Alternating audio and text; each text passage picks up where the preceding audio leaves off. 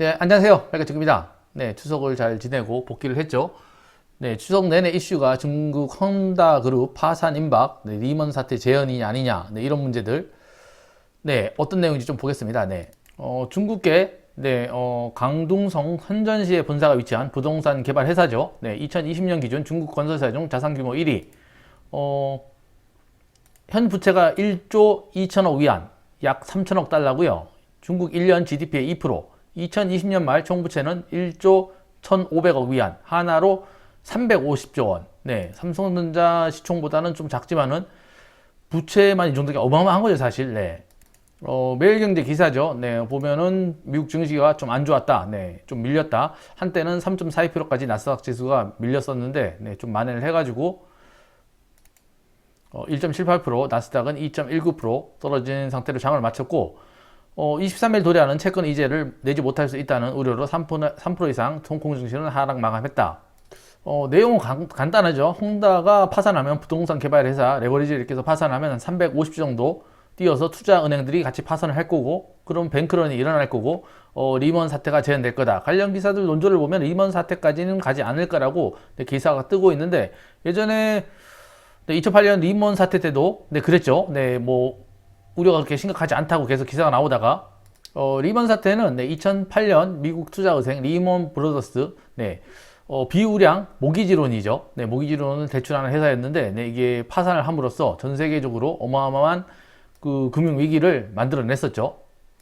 이때 아시는 분은 아시겠지만 미네르바라는 분도 계셨죠. 네, 이분이 이 사태 일어나기 전에 어느 정도 예측한 게 거의 다 맞아 떨어져가지고 이분이 뭐 잡혀도 가고 재판도 있었고, 하여튼 뭐 사회적인 이슈가 굉장히 컸었어요. 네. 일단은 23일 장이 시작하면은 좀 조정을 받을 겁니다. 미국 주식도 좀 떨어졌고 하니까는 뭐 홍다그룹이 파산을 안 하고 중국 정부에서 잘 컨트롤 해가지고 진행이 된다 그러면 리만이나 이런 이슈까지 가지 않을 사항도 생기겠지만 세상에 어떻게 되는 건지 모르는 거니까요. 조심하셔야 되죠. 네, 뭘 조심해야 되냐? 2008년 전후로 종합주가 지수고요. 네, 보면은 2008년 9월 15일 날 리먼 파산이 떴죠. 기사가 떴는데, 사실 그 전에도 뭐 안 좋다는 얘기가 계속 흘러나왔습니다. 그러면서 주가가 조금 안 좋게 하다가 파산 이후에 1,500, 1,600, 1,500선에 있다가 938까지 밀렸죠. 10월 24일 불과 한 달 만에. 보면은 거의 3분의 1 정도 떨어진 거죠. 3분의 1. 제가 예전에 그런 얘기 한 적이 있을 겁니다. 이런 프로그램이나 증시 관련 AI나 이런 거는 거의 다 수학자들이 다 설계를 하고, 수학을 잘하는 사람이 물리도 잘하고, 물리를 잘하는 사람이 수학을 잘하죠. 수학으로 모든 게 다 사실 해석을 하죠. 근데 그런 자동 매매 프로그램이나 이런 것들이 다 수학자들의 계산에 의해서 만들어진 거래 가지고 사람들이 봤을 때 가장 이상적인 비율이 황금비죠. 황금비 1대 3 정도, 1대 1.4 정도. 그 이론을 기반해서 만들어졌기 때문에 그렇게 뭐 틀릴 수도 있죠, 사실. 저 같은 저도 뭐 그런 내용들을 책에서 읽은 내용들이고요. 보면은 3분의 1인데 왜 3분의 1이 맞지 않느냐? 여기에 사람들의 욕심이나 환경의 영향이라든지 경제적 지표들이 그렇게 영향을 미치기 때문에 다 틀려지는 거죠. 이거는 최근에 코로나 팬데믹 때 상황이죠. 여기 고점이 한 2100에서 한 2200 정도 됐었는데 1월 달부터 급락하기 시작해가지고 3월 달에 1457, 뭐 한 2100에서 떨어졌다 1400 정도 떨어졌다 그러면 이때도 신기하게 딱 3분의 1만큼 떨어지죠. 신기하게. 거의. 자, 그럼 방법은 간단하죠. 지금 종합 코스피 지수가 3140. 그럼 3분의 1이면은 2000 초반이겠구나. 2000 초반 이하로는 떨어질 일이 없겠다. 이렇게 판단을 할 수도 있겠죠. 물론 그게 정답이 아닐 수도 있습니다. 더 떨어질 수도 있고, 더 안 떨어질 수도 있는데, 일단 리만 사태보다는 파급이 크지 않겠죠. 설마. 그거보다 크다 그러면은 진짜 어마어마한 일이고, 일단 홍다그룹이 문제가 되기 시작한다 그러면은 주가가 급속하게 빠질 겁니다. 빠지면은 어떻게 대응을 해야 되느냐? 어떤 주식을 사야 되느냐? 무작정 사면 안 되겠죠. 저 같은 경우에는 보통 보면은 3140이니까 15% 정도 떨어졌을 때 매수를 시작할 겁니다. 매수를 시작할 거고, 왜 그 공모주 하는 분들이 저렴의 기회가 될 수 있느냐? 공모주 비례하시는 분들, 현금 비중이 높죠. 공모주 비례하시는 분들이 주식에 들어간 돈보다는 보통 때 공모주 투자를 하기 때문에 현금 비중이 높기 때문에 주식 투자를 계속 하는 분들보다는 훨씬 높아요, 사실. 기회를 잡을 수 있는 확률이. 증권사 다니는 분들이나 그런 분들이 왜 이런 기회를 못 잡느냐. 내 주식에 돈이 많이 들어가 있기 때문에 이런 기회가 온다 그래도 살 돈이 없는 거예요. 그분들이. 살 돈이 없으니까는 주변 지인들한테 얘기해서 사라고 부추기는 거죠. 그러면은 야 너는 마이너스인데 왜 우리 못 사라 그래. 이렇게 대답이 돌아오죠 항상. 사실 이건 뭐 웃으면서 할 얘기는 아닌 것 같고요. 네, 일단은 뭐 이렇게 떨어진다 그러면 자산 관리를 하셔야 되고 리스크 관리를 하셔야 되고 공모주 시장도 분명히 안 좋을 겁니다. 그렇기 때문에 이런 사태가 온다 그러면은 15% 정도 사는데 이때도 몰빵을 하시면 안 돼요. 저는 전액을 다 하면 안 되고 뭐 가진 돈이 100이라 그러면은 한 10%에서 15%, 많게는 20%까지 끊어서 끊어서 사는 거죠. 그렇다고 해서 15%에서 계속 사면 안 되고 이때 15%에서 찍고 올라간다. 그러면은 더는 못 사는 거죠. 더는 못 사고 나머지는 그냥 현금으로 갖고 있으면 되는 거고요. 더 떨어진다 그러면은 뭐 다시 15%한 300포인트 떨어졌는데 또 한 2,500까지 떨어졌다. 그럼 또 사는 겁니다. 네, 한 15% 정도. 그러면서 계속 펀드처럼 이렇게 끊어 사는 거죠. 네.